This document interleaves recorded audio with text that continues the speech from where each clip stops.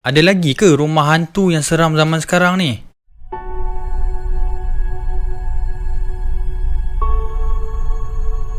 Assalamualaikum, selamat datang ke channel Syakirin Story guys.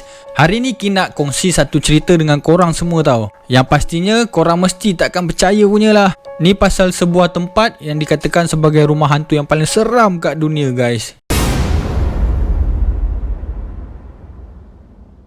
Rumah hantu ni ada dekat San Diego, California, Amerika Syarikat lah. Tempat inilah yang dikatakan terletak rumah hantu yang paling seram kat dunia ni guys. Okey, jom kita teruskan. Rumah hantu ni diberi nama McCamey Manor, terletak dekat San Diego. Ia milik keluarga Ras McCamey. Disebabkan Ras McCamey ni menawarkan sejumlah wang yang besar kepada siapa yang berjaya menamatkan penggambaran di dalam rumah hantu ni. Walaupun rumah hantu ni dikatakan seram, tapi sebenarnya ramai yang tengah menunggu giliran nak mencuba nasib untuk masuk ke dalam rumah hantu ni. Ada sumber yang mengatakan sebanyak 24,000 permohonan yang belum diproses oleh pemilik rumah hantu McCamey Manor ni. Kenapa ramai sangat nak masuk dalam ni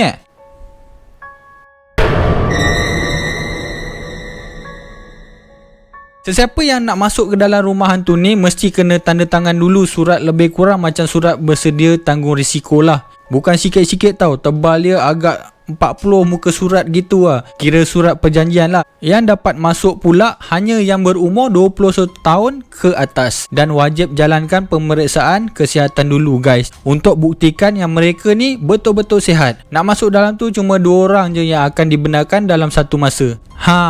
Tu yang buat lagi seram tu. Ketor-ketor. Kalau ramai kira kental jugalah nak masuk kan. Lepas tu korang akan ronda dalam rumah hantu ni dalam masa 10 jam. Lama tau. Sepanjang 10 jam tu, apa yang berlaku pada kita semua akan dirakam oleh rakaman yang disimpan oleh Ras McCamey ni. Sebenarnya rumah hantu ni merancang untuk menguji dan mencederakan orang secara fizikal dan mental. Orang yang masuk dalam rumah hantu ni kan akan rasa ketakutan yang terlampau dan mungkin akan juga rasa kesakitan. Biar betul guys. McCamey Manor ni juga ada buat satu siri dokumentari kat Netflix tau. Tajuk dia Dark Tourist. Cerita ni pasal orang wartawan nama dia Jack Ferry yang akan pergi ke lokasi pelancongan berhantu dan luar biasa kat seluruh dunia. Okey, Ki nak ceritakan apa lagi yang gerun sangat dalam rumah hantu ni. Banyak jugalah kisah yang diceritakan pasal rumah hantu ni. Dia bukan cuma menyeramkan je tau. Malah dalam ni juga akan rasa penyiksaan bagi mereka yang dah pernah bersetuju nak masuk ke dalam rumah hantu ni. Tapi kisah-kisah ni memang takkan disebar luas lah. Sebabnya mereka yang keluar dari rumah hantu ni akan dilarang untuk menceritakan pengalaman apa yang telah berlaku dan apa yang telah melalui dalam tu.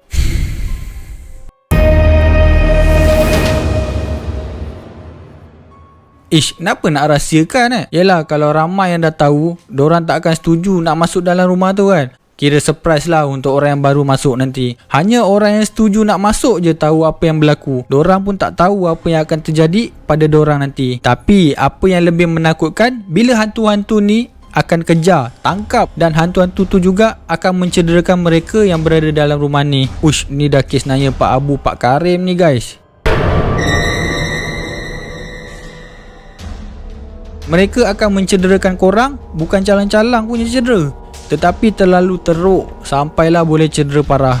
Jadi itulah sebabnya dari awal lagi diorang dah suruh siap-siap sign surat ambil risiko tu sebelum masuk.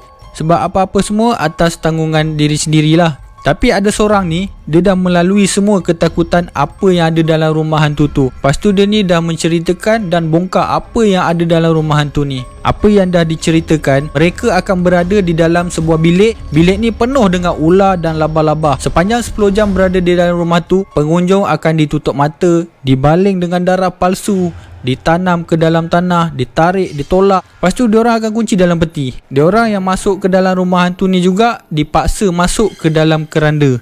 Lepas tu diorang akan tutup keranda ni dalam waktu yang agak lama guys. Bayangkanlah, orang yang dalam keranda tu akan direndam dengan darah. Lepas tu diorang akan dipaksa makan makanan yang sangat menjijikkan, macam makanan yang dah busuk lah, dan macam-macam lagi lah.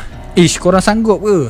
Mereka yang dah keluar daripada rumah hantu ni akan mengalami patah tulang, trauma, mental, lebam dengan muka yang bengkak-bengkak. Dan ada juga yang buat laporan berkenaan serangan seksual dalam rumah hantu ni. Diorang ni upah pekerja yang ada rekod jenayah, keganasan, dan berlaku seks. Selain tu, ada juga laporan berkenaan yang dorang menggunakan jarum untuk menyuntik orang dengan ubat yang boleh mangsa ni akan berhalusinasi, guys. McCammon Manor ni dah diiklankan sebagai hantu yang melampau. Padahal sebenarnya bukan rumah berhantu pun. Rumah hantu ni sebenarnya adalah rumah penyiksaan yang dikaburi. Mereka-mereka ni akan mencari orang yang paling lemah. Paling mudah untuk menghantui mereka. Sesiapa yang dah masuk dalam rumah hantu ni kan, takkan senang-senang untuk dapat keluar. Diorang ni takkan dapat keluar walaupun diorang cuba merayu atau cuba nak larikan diri. Mereka akan terus diseksa, guys. Ada seorang lelaki ni diseksa dengan teruk sampailah dia pengsan banyak kali. Pekerja kat situ lala berhenti juga sebab diorang ingat diorang akan membunuh. Kalau dia nampak kita ni elok, memang dia teruskan je. Pernah juga mereka yang nak lepaskan diri tu siap nak bagi duit dekat McCammon Manor ni. Tapi salah satu daripada alasan McCammon ni takkan terima duit sebab dia cuma nakkan rakaman dari apa yang dia buat pada pelanggan-pelanggan dia. Rakaman orang menangis, muntah, mengalami gangguan mental disebabkan dari keganasan yang telah dilakukannya. Mangsa juga sebenarnya boleh mati dalam rumah hantu ni. Diorang ni anggap diorang akan dapat satu dari apa yang dah diorang buat tu. Ish, memang betul-betul kejam lah. Tak ada belas kasihan langsung. Nak tahu tak kenapa ramai sangat yang sanggup nak masuk dalam rumah hantu ni? Sebab McCammon akan bagi 20,000 USD pada sesiapa yang berjaya melepasi semua halangan di dalam rumah hantu ni. Sejak daripada pembukaan rumah hantu ni pada tahun 2010 sampailah ke hari ni, tak ada seorang pun yang sanggup menghabiskan pusingan seluruh kawasan rumah hantu ni. Sesiapa yang rasa teringin nak masuk ke dalam rumah hantu ni, korang kena tahu dulu keadaan rumah hantu ni. Kawasan rumah hantu ni sangatlah luas. Rumahnya siap ada bawah tanah tau. Sebab itulah kena ambil masa yang agak lama nak habiskan. Salah seorang peserta ni cedera teruk dan sampai dikejarkan ke hospital. Nama dia adalah Laura Hertz Brotherton. Dia ni telah dikejar dan dipukul tanpa belas kasihan sampailah tidak sedarkan diri. Mereka ni ada ceritakan dalam rumah hantu ni, diorang akan dicabut giginya secara paksaan, dipakaikan tatu secara paksa, kukunya dicabut dan banyak lagi lah. Sebab itulah mereka sanggup bagi duit kepada sesiapa yang membuat pusingan seluruh kawasan rumah hantu ni. Sebabnya mereka tahu tak ada seorang pun yang akan berjaya. Ish, petak kepala gini.